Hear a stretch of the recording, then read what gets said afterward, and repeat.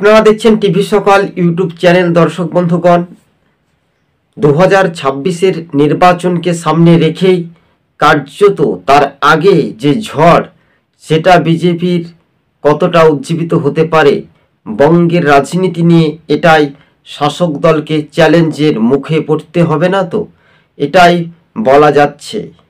সদস্য অভিযান অর্থাৎ সদস্য যে সংখ্যাটা দেখা যাচ্ছে 182, মধ্যে প্রায় কয়েক হাজারেরও বেশি সংখ্যাটা তাদের কার্ড জমা পড়েছে। তবে বিজেপি 2026-এর বিধানসভা নির্বাচনকে সামনে রেখেই আগের মুহূর্তেই তাদের প্রস্তুতি রীতিমতো।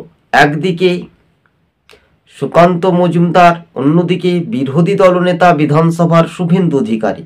তাদের দাপট কি আদতে সেই রকম প্রভাব বঙ্গের চিত্র সেটা কি দেখা যেতে পারে? এটাই স্বাভাবিকভাবে বলা যাচ্ছে। তবে বিজেপির সংখ্যাটা কত হতে পারে আগামী 2026-এর নির্বাচনে, এটাই শুধু সময়ের অপেক্ষা। কেন? সেই নির্বাচনের বিগত 5 বছরে যে আসনগুলো জয়ী হয়েছিল, সে আসনগুলো কি ধরে রাখতে পারবে? এই রাজ্যে যখন উপনির্বাচন হয় তখন শাসক দলেরই জয় হয়। তবে শাসক দল এবার কি 294টি বিধানসভা আসনের মধ্যে কত আসন পাবে? এবার পশ্চিমবঙ্গে তিরসংখ্য হতে পারে, যা সমীক্ষক মহল আলোচনা করে পর্যালোচনাতে দেখা যাচ্ছে।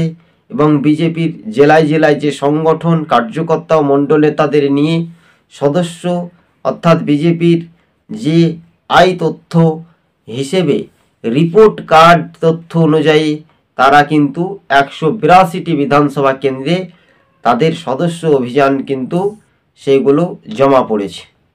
এটাই রাজনৈতিক সমীকরণ। তবে নন্দীগ্রামের যিনি বিধায়ক শুভেন্দু অধিকারী, তার জেলাতে একচেটিয়া বিজেপির একটা দাপট হতে পারে।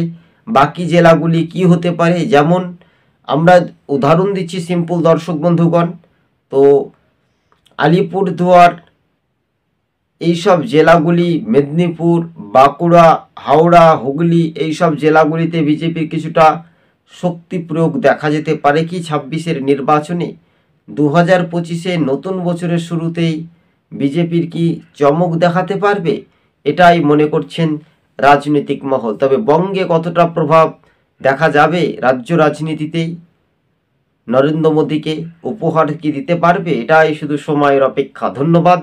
টিভি সকাল ইউটিউব চ্যানেলটি ভালো লাগলে প্রথম থেকে শেষ পর্যন্ত দেখবেন। চ্যানেলে নতুন হলে অবশ্যই সাবস্ক্রাইব করে সঙ্গে থাকবেন।